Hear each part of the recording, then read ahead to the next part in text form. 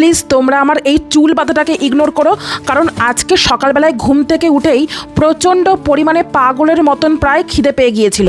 তাই জন্যই এইরকম পাগলি সাজেই ব্রেকফাস্ট রেডি করতে চলে এসেছি। এত পরিমাণে খিদে পেয়েছে যে উল্টোপাল্টা কিচ্ছু খেতে ইচ্ছা করছে না, শুধুমাত্র সাদা ভাত খেতে ইচ্ছা করছে। ওই জন্য চটপট আমি রাইস কুকারে চালটা ধুয়ে বসিয়ে দিয়েছি ভাত হওয়ার জন্য, আর তার সাথে দুটো আলু সেদ্ধও দিয়ে দিয়েছি। আর মুখে দিয়ে সাইডে খাওয়ার জন্য এই চিকেন সসেজগুলো বার করলাম ডিপ ফ্রিজ থেকে। প্রথমে ভাবলাম যে আগের সসেজের প্যাকেটটা মনে হয় শেষ হয়ে গেছে, সেই জন্য নতুন সসেজের প্যাকেটটা বার করেছিলাম। তারপরে দেখলাম যে আগেরটাও তো আছে, এইটাকে শেষ করে নিই, তারপরে নতুনটা খুলবো। আমি তো এক্সট্রা করে একটা এনেই রাখি, তোমাদেরকে আগেই বলেছি সবসময় বাজার যেতে পারি না সেই জন্য। তো এখানেও দেখলাম 6টা সসেজ ছিল, তার মধ্যে 3টে সসেজ এখন খাবো। আর এইগুলো ডিপ ফ্রিজে থাকে তো ওই জন্য পুরো বরফের মতন শক্ত হয়ে যায়, ওই জন্য মাইক্রো ওভেনে ওই 1 মিনিট মতন দিয়ে একটুখানি বরফটা কাটিয়ে নিলাম।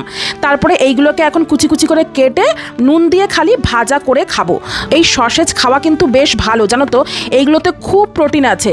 সয়াবিন, ডিম, চিকেন এইসব দিয়ে বানায়, আর কতটা সফট দেখো, খুব সফট, আর খেতেও খুব ভালো লাগে। শুধু নুন দিয়ে ভাজা করে আমি খাই, মাঝে মাঝে সেদ্ধও খাই, সেদ্ধই বেশি খাই, আজকে ইচ্ছা হলো একটু ভাজা করে খাবো। আর এই দেখো এদিকে রাইস কুকারে আমি গরম গরম ভাতও করে নিয়েছি।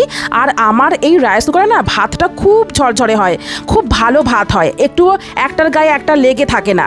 আর কুকারে তো আমি ভাতের ওপরে আলু সেদ্ধ ডিম সেদ্ধ দুটোই দিয়ে দিয়েছিলাম। আর দেখো ভাতটা এত ঝরঝরে হয় আমার রাইস কুকারে, যে হাতাটা দিয়ে তুলি সেই হাতাতেও কোনো ভাত লেগে থাকে না ভাত তোলার সময়। ওদিকে গরম গরম ভাতটা থালায় বেড়ে নিলাম, ততক্ষণে ঠান্ডা হয়ে যাবে এইসব কাজ করতে করতে। আর আজকে না যে আলু সেদ্ধটা দিয়েছিলাম, আমি আলুর খোসা শুদ্ধই ধুয়ে জাস্ট মাঝখান দিয়ে কেটে সেদ্ধ করতে দিয়ে দিয়েছিলাম। এত পরিমাণে খিদে পেয়ে গিয়েছিল যে আলুর ছাল ছাড়ানোর মতন আমার সময় ছিল না, তাই সেদ্ধ হওয়ার পর এখন ছাড়িয়ে নিলাম। আর তারপরে এই সসেজগুলোতে লাস্টে নামানোর আগে একটুখানি আমার বাড়ির তৈরি গুঁড়ো মশলা দিয়ে দিলাম। এবারে শান্তিতে বসে এই ভাতটা ঘি দিয়ে মেখে খাবো।